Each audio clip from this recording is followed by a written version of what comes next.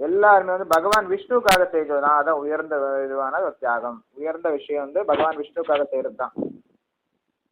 So எல்லாத்தையும் விட்டு பார்த்தீங்கன்னா பிரபுபாதர் பார்த்தீங்கன்னா சன்னியாசம் எடுத்துட்டார். அவர் தொழிலை விட்டுட்டார், மனைவியை விட்டுட்டார், குழந்தைகளை விட்டுட்டார், சொந்தக்காரங்களை விட்டுட்டார், எல்லாரையும் விட்டுட்டு ஒரு சன்னியாசம் ஆசிரமம் எடுத்து இந்தியாவே விட்டுட்டு வெளிநாட்டுல போய் கிருஷ்ண பக்தி இயக்கத்தை தொடங்கி வைத்தார். தொடங்கி உலகம் முழுக்க கிருஷ்ண பக்தியை பிரச்சாரம் செய்தார் பிரபுபாதர். அவரை பின்தொடர்ந்து பல்வேறு சன்னியாசி சீடர்கள், பிரபுபாதரின் சன்னியாசி சீடர்கள் அனைத்தும் தொடர்ந்து விட்டனர். பெரிய பெரிய குடும்பத்தில், வசதியான குடும்பத்தில் பிறந்தவர்கள், பெரிய பெரிய பட்டப்படிப்பு படித்தவர்கள், அவர்கள் வந்து அவர்களுடைய இளமையை தியாகம் செய்தார்கள். இளமையை தியாகம் செய்து பிரபுபாதருக்காக தொண்டு செய்தார்கள்.